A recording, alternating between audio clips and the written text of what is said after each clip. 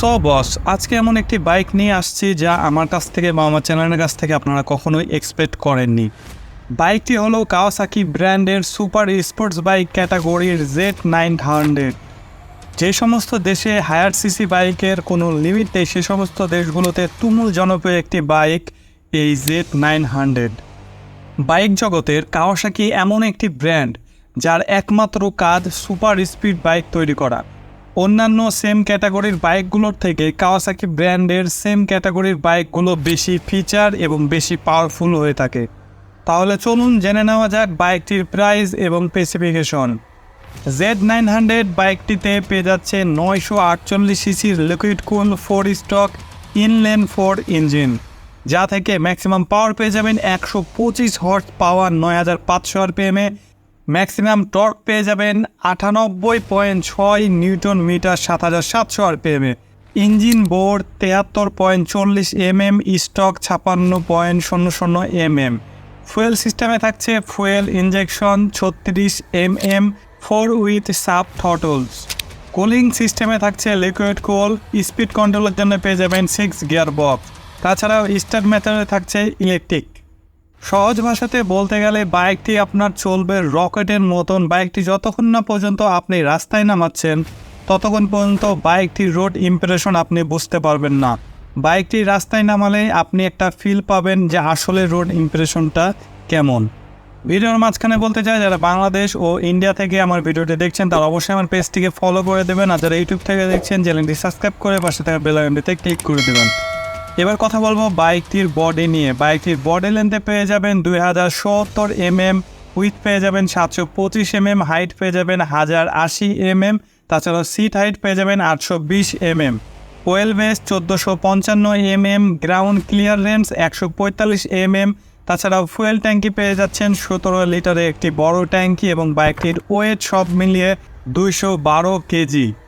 পরিষ্কার ভাষায় বলা যায়, আপনার হাইট যদি 5 ফুট 5 ইঞ্চি হয়ে থাকে এবং আপনি যদি বাইক রাইড করার ভালো এক্সপিরিয়েন্স থেকে থাকে তাহলে আপনি এই বাইকটি আরামসে রাইড করতে পারবেন, বা হায়ার সিসির একটি স্পোর্টস বাইক রাইড করার মজা আপনি নিতে পারবেন।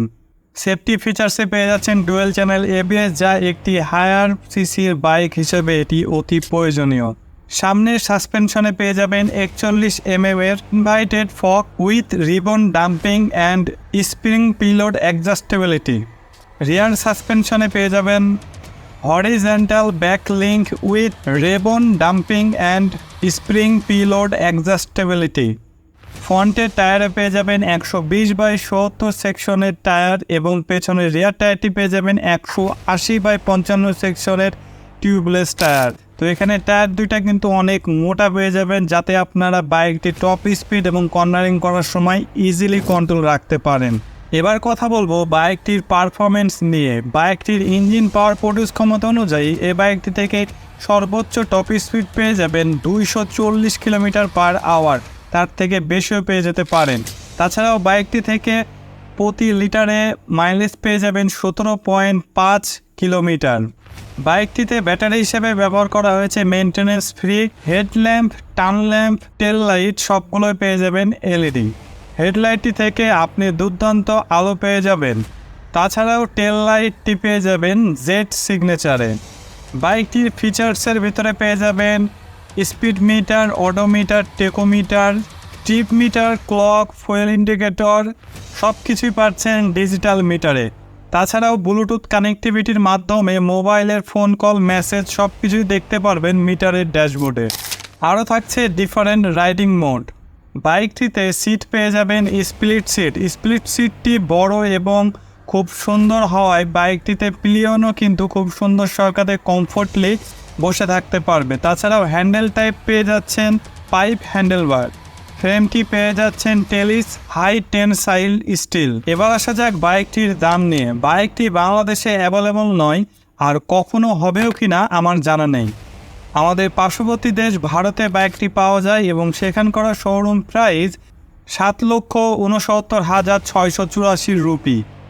এটাই ছিল বাইকটির প্রাইস ও স্পেসিফিকেশন। ভিডিওটি যদি আপনাদের ভালো লেগে থাকে অবশ্যই ভিডিওতে একটি লাইক করে দেবেন, ভিডিওটি শেয়ার করতে বলবেন না। তাছাড়াও আপনাদের পছন্দের তালিকায় থাকা বাইকটির নাম অবশ্যই আমাদেরকে কমেন্ট করে জানাবেন। তো আজকের ভিডিওটি এ পর্যন্ত, সবাই ভালো থাকবেন, সুস্থ থাকবেন, খোদা হাফেজ।